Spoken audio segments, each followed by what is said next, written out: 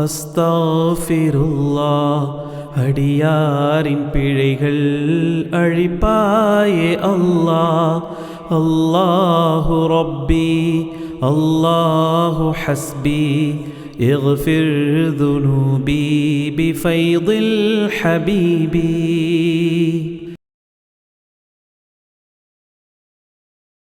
السلام عليكم ورحمة الله وبركاته. الحمد لله حمدا طيبا باركا. نشهد لا إله إلا الله ونشهد أن سيدنا نبينا مولانا محمد صلى الله عليه وسلم. அல்லாஹ் சுப்ஹானஹு வ தஆலா அல் குர்ஆன் ஷரீஃபிலே குறிப்பிடுகின்றார். நிறைய இடங்களே வருகின்றது. செவி புலன், காதை பற்றி வருகின்றது. இந்த காதுக்கு அல்லாஹ் எவ்வளவு மகத்துவத்தை கொடுத்திருக்கின்றான் என்பதை குர்ஆனில் பல இடங்களே அல்லாஹ் குறிப்பிடுகின்றான். ஃபைதா கரஅத்தல் குர்ஆன ஃபஸ்தமிஉ லஹு. குர்ஆனை ஓத கேட்டால், குர்ஆனை ஓதுவதை நீங்க கேட்டீங்கன்னா செவிதாத்து கேளுங்க, காது கொடுத்து கேளுங்க. லஅல்லக்கும் துர்ஹமூன், உங்கள் உள்ளம் இரக்க குண்டமாக உண்டாகும். நபி ஸல்லல்லாஹு அலைஹி வஸல்லம் அவர்கள் இப்னு மஸ்ஊத் ரலியல்லாஹு தஆலா சொன்னார்கள், ஏன்னா ஸல்லல்லாஹு குர்ஆனை இறங்குது. ஸல்லல்லாஹு சொன்னாங்க, இப்னு மஸ்ஊதே சூரத்துல் பையினா ஓதி காட்டுங்கன்னு சொன்னாங்க. என் மனம் விரும்புவது காது கேட்க விரும்பி சொன்னாங்க. உமர் ரலியல்லாஹு தஆலா அவர்கள் இன்று ஓதப்பட்ட சூரத்து தாஹாலே வருகின்றது.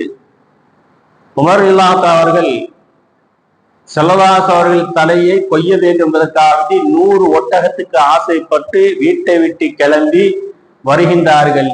ஸல்லல்லாஹு எங்கு காணும் கிடைக்கவில்லை. வீட்டுக்கு வருகின்றார்கள். ஸல்லல்லாஹு அவர்களுடைய அந்த வீட்டுக்கு வருகின்றார்கள். கதவை தட்டுகின்றார்கள். சகோதரி கதவை திறக்கின்றார்கள். அங்கு குர்ஆன் ஓதப்படுகிறது. எங்கே முஹம்மது என்று கேட்டார்கள்.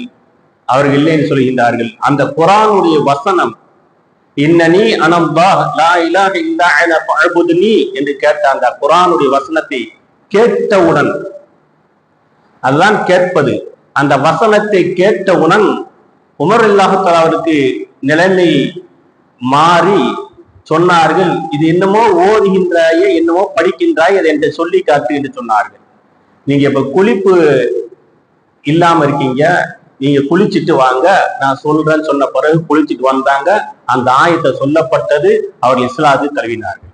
அப்ப குர்ஆனுடைய ஆயத்து ஒரு மனிதனுடைய உள்ளத்தை போய் டச் பண்ணி அது மாற்றத்தை உண்டாக்கின்றது. அப்ப கேட்கும் தன்மை உலகத்தில் எல்லா இதுக்கும் உண்டு. ஸல்லல்லாஹு அவர்கள் மெம்பர் படியில மெம்பர் படி தயாரிக்கு உண்பதாக ஒரு மரக்கட்டை சாண்டிட்டு பயன் பண்ணுவாங்க. ஒரு காலம் வந்துச்சு, சஹாபாக்கள் மெம்பர் படி அமைத்து என்ன செஞ்சாங்க, செலவாட்டம் கொடுத்து இந்த மெம்பர் படி நீங்க என்ன செய்ய ஏறி பயன் பண்ணு சொன்னாங்க. அப்ப அது அங்க இருக்கு அந்த மரம், இவங்க இங்க பேசுறாங்க. கொஞ்ச நேரத்துல போய் என்ன செஞ்சா அந்த மரத்தை கட்டி தழுவி அனுப்பிச்சாங்க. சஹாபாக்கள்லாம் கேட்டாங்க, ஒரு மரத்தை நம்பிய நீங்க கட்டி பிடிக்கிறது. அந்த மரம் அழுகுவதை நான் கேட்டேன். அந்த மரம், காஞ்ச மரம் அழுவதை நான் கேட்டேன். அதுக்கு சமாதானப்படுத்த இத்தனை நாள நபியே தங்களுடைய பொன்னான முகத்தை, தங்களுடைய பொன்னான மேனியை என் மீது சாய்ந்து இருந்தீர்கள். இன்று ஒரு வந்த உடனே என்னை மறந்து விட்டேலா, எனக்கு இந்த பாக்கியம் கிடைக்கவில்லையே என்று நான் ஏங்கினேன் என்று சொல்லுகின்ற இடத்திலே ஸல்லல்லாஹு அவர்கள் கட்டி தழுவி சொன்னார்கள், உனவை சொர்க்கத்தை நான் கூட்டு போறேன், கவலைப்படாதுன்னு சொன்னாங்க. அந்த கேட்கும் தன்மை, மரம் அழுவதை கூட நபி ஸல்லல்லாஹு கேட்டார் என்று சொன்னால், கேட்பது என்பதற்கு என்ன செய்ய ஒரு பெரும் பாக்கியம் உண்டு. கபர்ல வச்ச உடனே என்ன கேட்பாங்க, மன் ரப்புக்க. கபர் எல்லாத்தையும் அடைக்கம் பண்ணிட்டு அந்த எல்லாரும் போவாங்க. நபி ஸல்லல்லாஹு சொல்கின்றார்கள், உங்களுடைய 4-8 நீங்க நகன்ற உடனே அந்த ஜனாசாவுக்கு, அந்த மையத்துக்கு ரூஹு கொடுக்கப்படும். நீங்கள் நடக்கும் கால் ஓசையை அந்த கபூராலி கேட்கும். கபூரிலே வைக்கப்பட்ட அந்த சடலத்து கூட கேட்கும் தன்மை அல்லாஹ் கொடுத்து மேலே நடக்கக்கூடிய விஷயத்தை கீழே அதை உணர்கின்ற என்பதை நபி ஸல்லல்லாஹு அலைஹி சொல்கிறார்கள். கேட்கும் தன்மை மட்டைக்கு முன்பு மௌத்தானது. நபியினா தாவூத் அலைஹிஸ்ஸலாம் அவர்கள் காடு வழியாக போய் திக்ருகளை செய்யறாங்க. அப்ப ஒரு மாதிரி ஆயிடுச்சு, நம்ம மட்டும் திக்ர் செய்யறோமே ஆளே இல்லைன்னு என்பது, நபியே இப்ப சொல்லுங்க, நீங்க அல்லாஹ் சொல்லுங்க, மலைகளும் மடுவுகளும் மரங்களும் இலைகளும் கொடிகளும் செடிகளும் எல்லாம் திக்ரு செய்ய சொன்னார்கள்.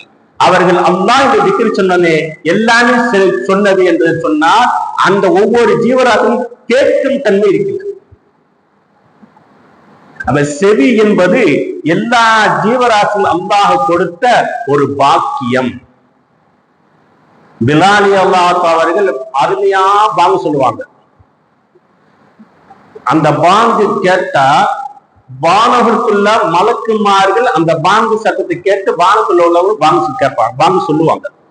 அங்க தொழுகைக்காக வேண்டி ஒரு சமயத்துல சமயம் லேட்டானது, ஸல்லல்லாஹு வருகிறார். பிலால் இந்த பாங்கு சொல்லலையா, வானோ ஜிப்ரீல் அலைஹிஸ்ஸலாம் வருகை தந்து இந்த பாங்கு சொல்லலையான்னு கேட்கிறாங்க.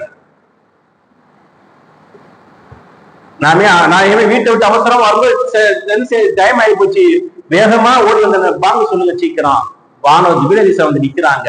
இங்க பாங்கு சொல்றது கேட்ட பிறகு வானத்துல பாங்கு சொல்லுவாங்க. கேட்கும் தன்மை இந்த உலகத்துல இருக்கிறனால இந்த உலகத்தை தாண்டி வானவர்களுக்கும் அது கேட்கப்பட்டு அந்த வானவர்களும் பாங்கு சொல்கின்றார்கள். உம்மு மக்தும் ரலியல்லாஹு காது கண்ணு தெரியாத சஹாபி. உம்மு மக்தும் ரலியல்லாஹு அவர்கள் கண்ணு தெரியாத சஹாபி. அவங்க கண்ணு தெரியாம என்ன செய்ய முடியாது, வெளிச்சத்தை பார்க்க முடியாது. சூரியனே சந்திரனை பார்த்து இந்த டயர்டு ஆசர் டயர்டு மகர் டயர்டு நினைச்ச அவங்கள பள்ளிவாசலுக்கு மாட்டினாக பள்ளிவாசலுக்கு பாங்கு சொல்வதற்காக நியமனம் செய்யப்பட்டிருக்கின்றது. 5 நேரம் கரெக்டா பாங்கு சொல்லுவாங்க. ஒரு நேரத்துல அசரனுடைய நேரத்துல தாமதமானது. அப்ப நபி ஸல்லல்லாஹு அலைஹி வஸல்லம் திரைய வழியில் கேட்டாங்க, என்ன பாங்கு சொல்லியான்னு. நான் இந்த உலகத்துல எதை பார்த்து நான் பாங்கு சொல்ல மாட்டேன், வானவர்கள் பாங்கு சொல்லுவாங்கல்ல, வானவர்கள் பாங்கு சொல்லுவாங்கல்ல, அது என் காதுல விழும், அதை பார்த்து நான் பாங்கு சொல்லுவேன். அப்போ எல்லா இதுக்கும் இல்ல வானவர்களுக்கும் காது கேட்கிறது. வானவர்கள் சொல்லக்கூடிய விஷயத்தை மனிதனும் கேட்கின்றார்கள். கேட்டு இந்த உலகத்திலே பாங்கு சொல்லப்பட்டு வானுலகத்துக்கு போகின்றது, வானகத்திலே பாங்கு சொல்லப்பட்டு பூமியிலுக்கு வருகிறது சொன்னால் கேட்கும் தன்மை உலக அளவிலே சுத்தி கொண்டே இருக்கின்றது.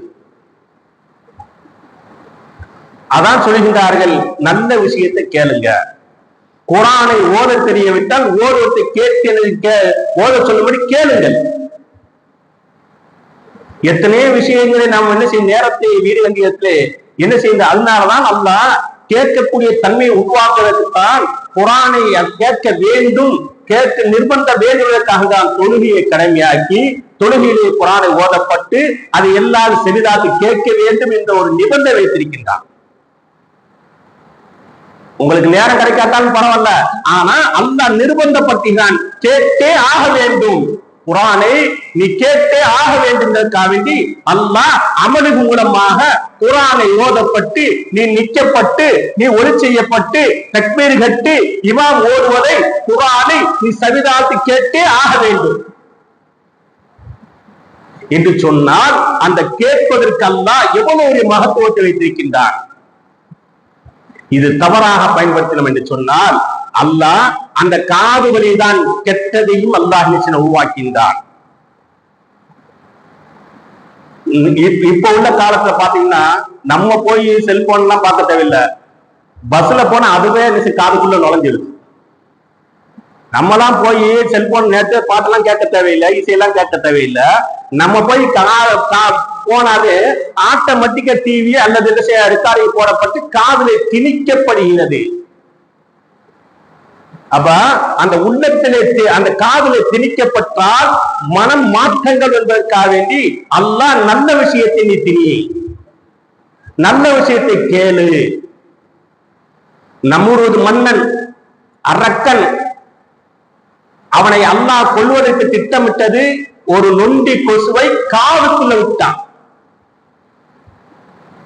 அந்த காதுக்குள்ள போய் கொஞ்சம் சவுண்ட் இருக்கும் போது அது சரியா கேட்டு தன் பணி ஆட்களை கொண்டு தலையில அடிக்கிறதுக்கு சம்பளம் கொடுத்து வச்சான்.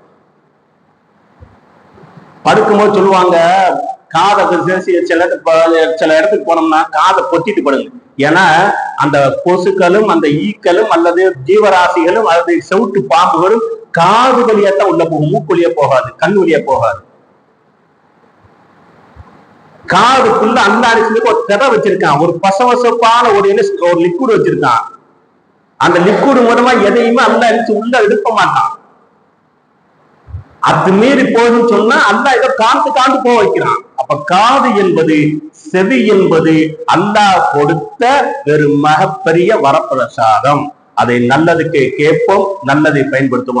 சுபஹானத்துல்லா அதை நல்லதை கேட்பதற்காக பயன்படுத்துக்கு தௌபீக் செய்வானாக. வந்தில்லாஹி ரப்பில் ஆலமீன். ஸல்லல்லாஹு அலா முஹம்மதின் ஸல்லல்லாஹு அலைஹி வஸல்லம். ஸல்லல்லாஹு அலா முஹம்மதின் ஸல்லல்லாஹு அலைஹி வஸல்லம்.